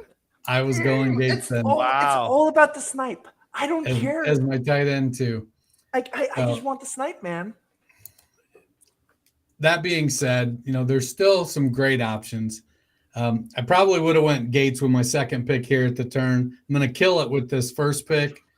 I'm going to go with O.J. Simpson. Wow, what a pun. So Simpson fits like a glove. He had some okay seasons at the beginning and the end, but the middle of his career, 1,250, 2011, 25, 1,800, 1,503, the 2 double-digit touchdown seasons. He wasn't much in the passing game. Only one season of 30 catches. Everything else was under that. But those were 14 game numbers. You know, extrapolate that to 17 games. He was a dynamic running back. And just for that 5-year peak that he had, he was hard to beat. Yeah, no, he did have a great career. I shouldn't say a great career. He had a great, peak is the right word. Yeah, the other 5 seasons, 6 seasons, not so much. Very mediocre. His yards per carry wasn't too bad or whatnot. He just didn't get the overall work. The end of his career, he was injured, not playing much. My next pick here on the turn, since I got sniped on Antonio Gates. Another tight end? Yeah, I'm going to back up Antonio or Tony Gonzalez with Jason Witten. All right. Now, it's easy to remember Jason Witten from the last 5 years of his career. Las Vegas, Jason Witten. Yeah, or even the last few years in Dallas where he basically was a catch and fall tight end. But if you go back to his 4th season, he was tight end 1, tight end 2, tight end 8, tight end 1, 6, 5, 6. He was putting up good numbers. He had some he was a very reliable guy. He was getting over 120 targets. I had 4,000-yard seasons. Just topped out at 9 touchdowns. He could have been a little better in the touchdown game. Only 74 touchdowns in 270 games or 250 games. But those peak years in the middle, he was one of the best in the game, and he got plenty of volume. Well, I think you guys missed the part where this is a super flex, non-tight end premium league. I just want to make sure you remember that, right? You sound awfully like a guy who hasn't drafted any tight ends yet. Oh, I'm a guy that is playing with the format. All right, Peter, you're up, my man. Playing with the format. Okay, whatever. Play to the format. Man, I just won $9.50 on baseball DFS. Let's go. So I am going. Fair, the numbers I'm citing aren't tight end premium finishes. So there you go.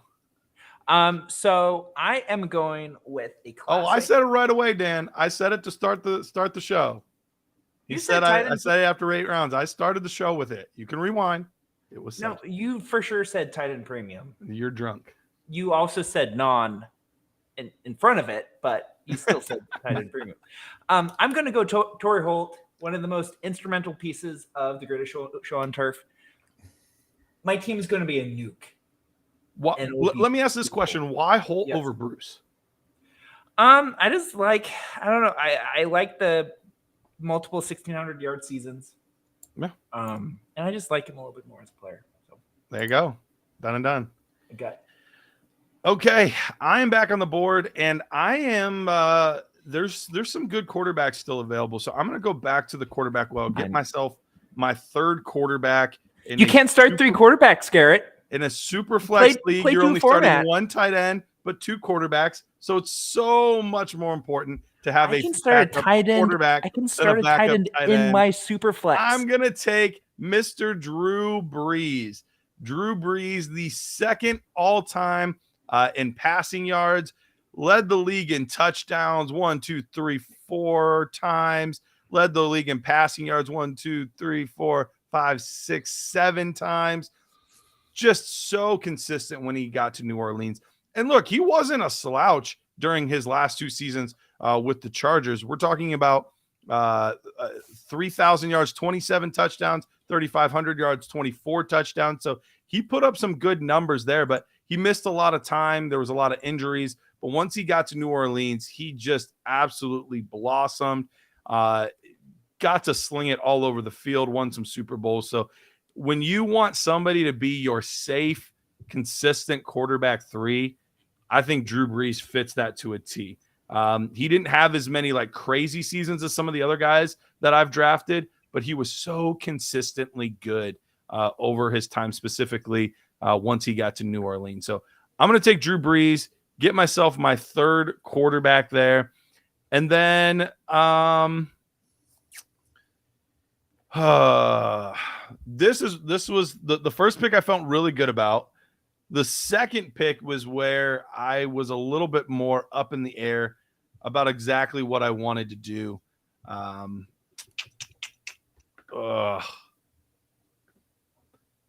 I am going to go with, you know what, let's go back to the wide receiver well. And this one was tough for me because he had a decent touchdown numbers early in his career, but the yardage and the reception totals weren't where I wanted them to be. So he kind of fell down my board. But when we talk about a section of your career where you can just absolutely carry a fantasy football team, I'm looking at a guy that's going to be able to put up a ridiculous amount of touchdowns and get a ridiculous amount of receptions. 2 seasons with 122 receptions, 3 years where he led the NFL in receiving touchdowns. I'm going to take Chris Carter of the Minnesota Vikings. I needed to – what's that? Nice pick. Thank you. It was one of those ones where it's tough on that per-year basis. It makes it a little more difficult because his career started so much slower than a lot of these other players.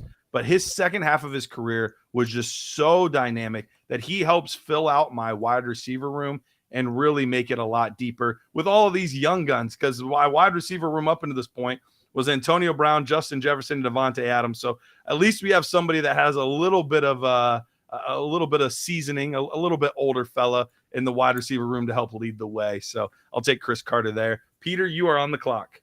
So as I stall just a little bit more to find my, okay, there we go. So for me, I have so many high scoring, a little bit smaller career type guys. So I am going a little bit of a Tom Brady move for the wide receiver position.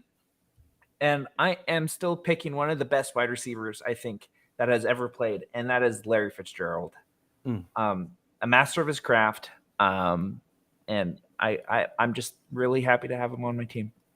As a Seahawks fan, I've seen him play a lot. And it wasn't always fun, but he's is this PPR? Yes, it is PPR. Okay, PPR monster. So let's go. All right. I can understand that one. All right, Bennett, you're up. I love the Fitzgerald pick. So it is super flex. Bennett. So I'm circling back around to quarterback, and I'm looking at some guys fairly contemporary, maybe a little bit older, but racking up some points per game over the course of their careers. And so I'm going back and forth. Do I want a running quarterback Do I want a passing quarterback? Do I find the right mix? I think I'm going to go with the running quarterback. All right, let's hear it. And he scored 19.1 points per game, 19.01 point or no, 19.1 points per game. Scored 75 rushing touchdowns in his career. I'm going with Cam Newton. I wondered if he would go off the board.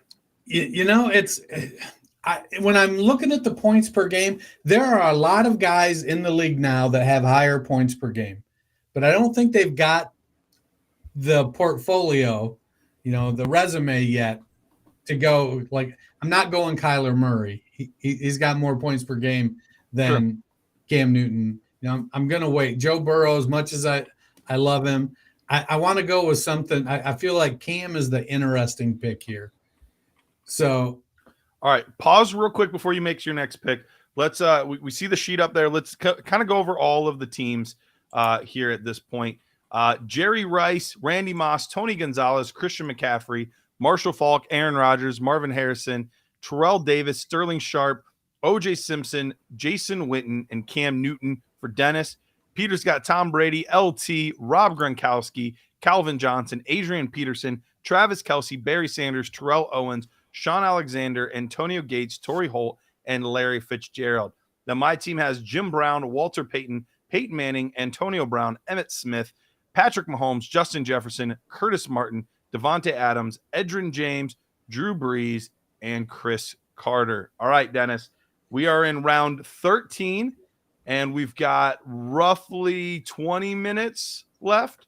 So we've got 5 rounds to go. Go ahead and make your pick. We'll get those speed rounds at the end and close it out. There we go. So I'm going running back again. I'm digging deep into my childhood. As much as I want to go Billy Sims because I love the Lions, he just didn't have the career.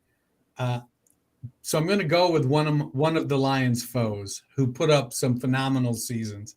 I'm going with Chuck Foreman. Ooh. He was listed as a fullback, but from 74 to 77, RB2, RB2, RB1, RB5. Let's see,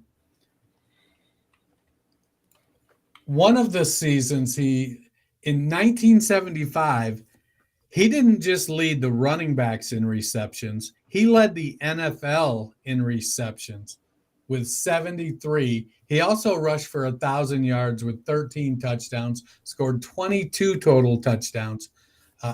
He was a PPR monster before we knew what a PPR monster was. He had 3 1,000-yard seasons, scored 53 touchdowns rushing and 23. So what's that? 76 touchdowns in 84 games rushing and receiving. I used to love that. Pretty impressive. I'll be honest, Dennis. I don't even know that I knew who that player was before you just talked about him. I really don't. Dude, he was phenomenal. He was listed as a fullback, 6 foot, 210. But man, he used to just run all over my Lions. That's why that's a good pick. I mean, it's not one that's good. People are gonna look at and be like, "Oh man, that's right." Because if I don't know him, there's probably a lot of people that don't know who he is. But I like the call. All right, Peter, you're up.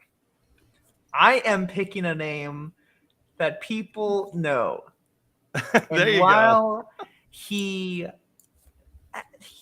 actually has not put up as big of a stats that I assumed that he would, but I'll still pick him. Marshawn Lynch, beast mode. You got the homer bias going now. Well, I mean, still though, I want, yeah, okay, I'll take it, yeah, but Marshawn Lynch, beast mode. Peter's another like, shine oh, bright when he started.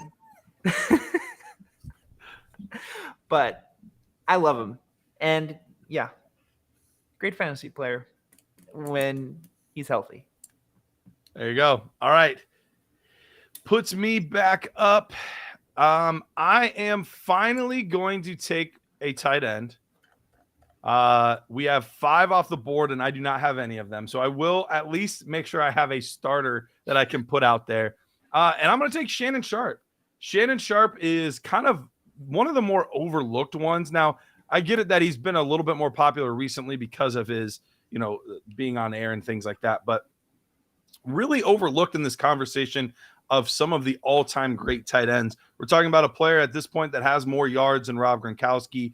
Travis Kelce was a monster in receptions, 808 receptions all time. That's also fourth amongst all tight ends. Has more touchdowns than Travis Kelce. So he was a very, very productive tight end. And the brother of the guy that was already drafted, Sterling Sharp. So not Sterling Shepard. I don't think he's going to be taken in this draft, but very talented player. Three seasons over 1,000 yards, plenty more in the 800 and 900. So I'm going to take myself some Shannon Sharp, undersized, underdrafted guy that ended up being one of the all-time greats at tight end.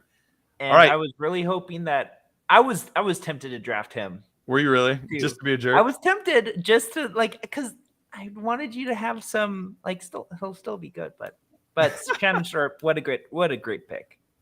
All right. And then after that, I'm going to go with a player that produced so much in the rushing game, but also produced so much in the receiving game as well. And that's what really helped put him over the top. Several seasons over 500 receiving yards, also several seasons where he would have 2 and 3 receiving touchdowns to boot.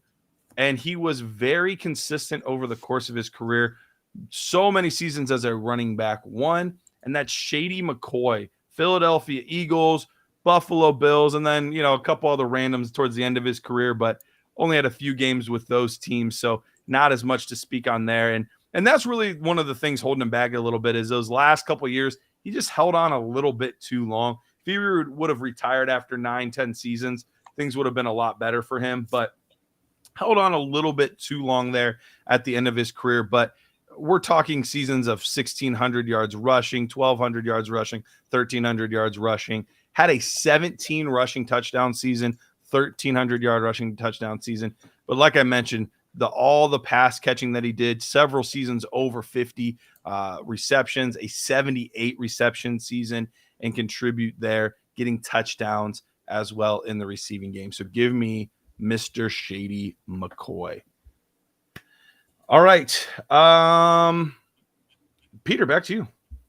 Okay, so this is when I am currently there's still a lot of good names here, obviously. I'm going Jamal Charles. I thought about him. Yeah. Yet another boom player, but I'm going to win some championships, I think, with my tight ends. So, yeah, I'm excited about that. Great guy, great player. Let's go. Yeah, no, I think that's a good guy, and his ceiling, he had some individual games that were just absolutely nuts, but some really good seasons and the ultimate weapon as far as also catching a lot of passes. So I'm good with that. Dennis, you're up. Yeah, I had Charles at the top of my list. He was somebody I was looking at. That being said, you got to have a backup plan. As Ross said, pivot. And I'm going Eric Dickerson. I thought about him as well. His first 7 years, his lowest total was like 1,200 plus yards.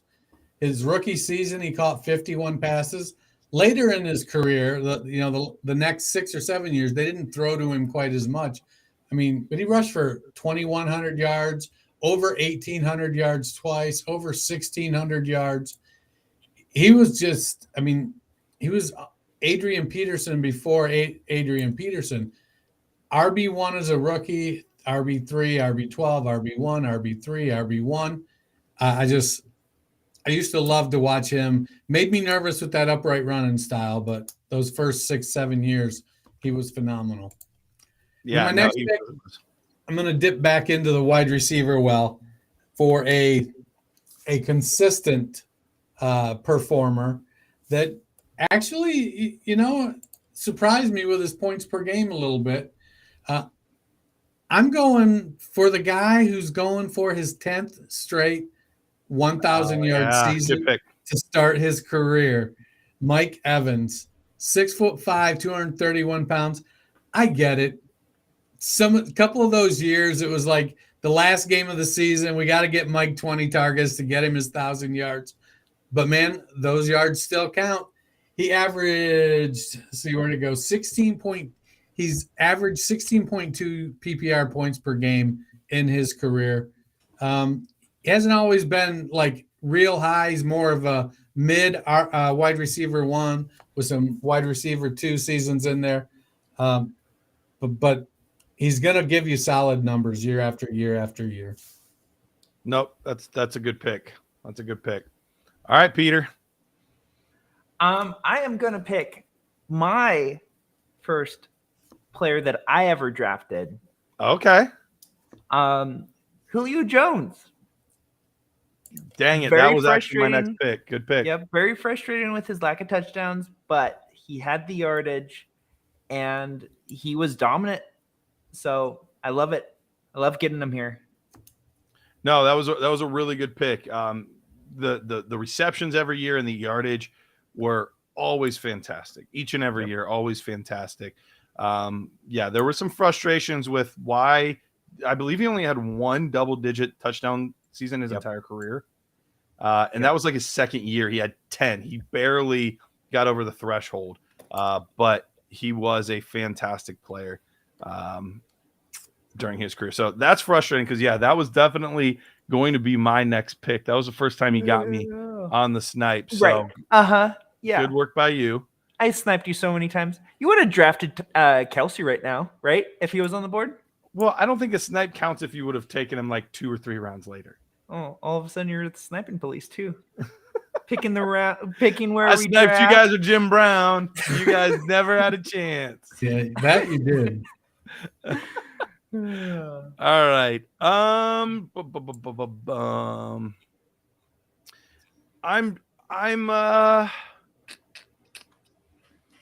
right, let's get wild. Let's get wild for a second here.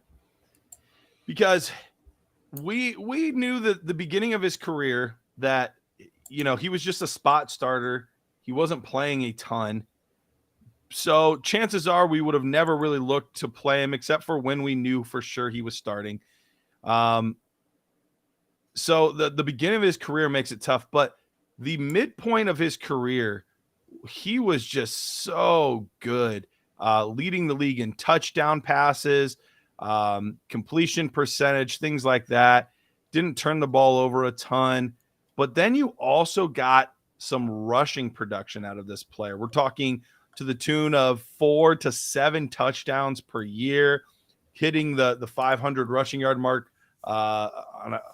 Let's see, only once, but 5 times over 400 yards rushing. That's Steve Young. So not somebody that I would have started early in his career, but later on in his career, he was winning consistently, both with his arm and with his legs. I looked at a couple different positions, but the quarterback is king in super flex leagues. So I wanted to get myself to a point where I felt like I had 4 good guys that I could start. So I feel pretty comfortable at that position now. So then I go back to the well, and I look at all of these different guys I could have. I feel like I really want to take a wide receiver. But if I'm being completely honest, I'm struggling finding a guy that I feel great about. There's a lot of receivers that had good production at times in their career, but there were so many big gaps in what they did over their time that it makes it hard to really feel confident in them as a wide receiver. But I'm going to take a guy that I'm surprised didn't go to Peter's team. I'm going to take Steve Largent. Steve Largent, the Seattle Seahawks wide receiver. Let's go. He had an extremely productive career. Now, don't watch him play because he's not nearly as sexy as watching Randy Moss and Megatron, and he's just a small white guy, but man, was he productive.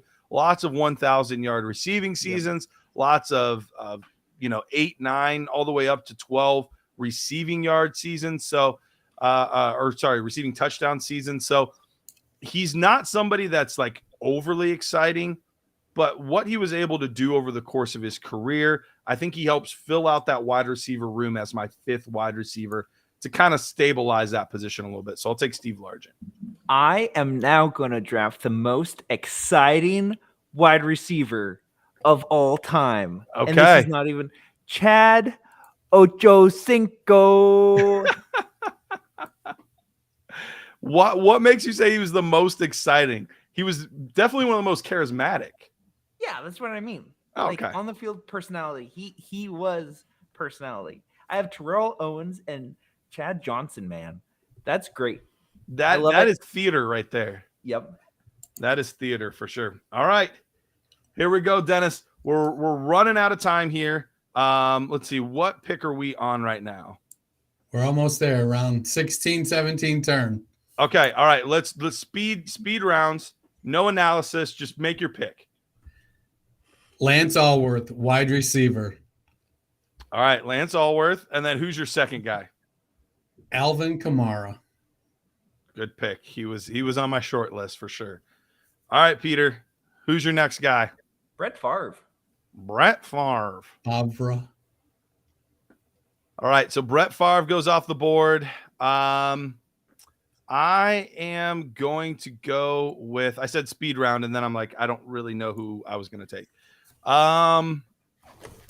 Let's go with Isaac Bruce. And then I am going to take, man, who do I want with my next pick? Let's go with Jimmy Graham. All right, Peter, you're up. Mike Vick. Mike Vick, good pick. Somebody I considered, but I wasn't sure I wanted to take my 5th quarterback. Stacking up Dennis? on positions that with limited starting potential is a bad idea. What's that? Stacking up on positions that have limited starting ability is a bad idea. Oh my gosh, this guy. Dennis, who are you taking? All right, Mr. Irrelevant. It's going to be none other Brock Purdy than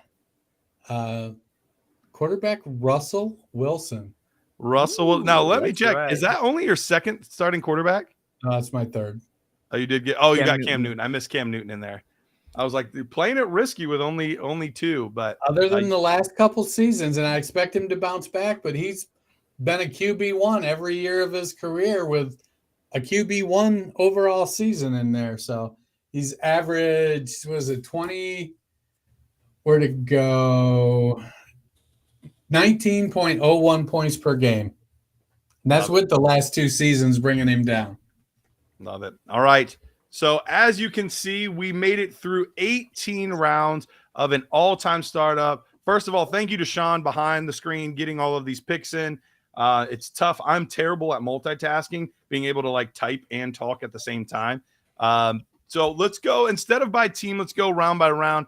Jerry Rice, Tom Brady, Jim Brown, Walter Payton, LaDainian Tomlinson, Randy Moss, Tony Gonzalez, Rob Gronkowski, Peyton Manning, Antonio Brown, Calvin Johnson, Christian McCaffrey, Marshall Faulk, Adrian Peterson, Emmitt Smith, Patrick Mahomes, Travis Kelce, Aaron Rodgers, Marvin Harrison, Barry Sanders, Justin Jefferson, Curtis Martin, Terrell Owens, Terrell Davis, Sterling Sharp, Sean Alexander, Devontae Adams, Edgerrin James, Antonio Gates, O.J. Simpson, Jason Witten, Torrey Holt, Drew Brees, Chris Carter, Larry Fitzgerald, Cam Newton, Chuck Foreman, whoever he is, Marshawn Lynch, Shannon Sharp, Shady McCoy, Jamal Charles, Eric Dickerson, Mike Evans, Julio Jones, Steve Young, Steve Largent, Chad Ochocinco, Lance Allworth, Alvin Kamara, Brett Favre, Isaac Bruce, Jimmy Graham, Michael Vick, and Russell Wilson. I kind of felt like the guy at the end of a like Cialis commercial reading all of like the all the warnings. Side effects.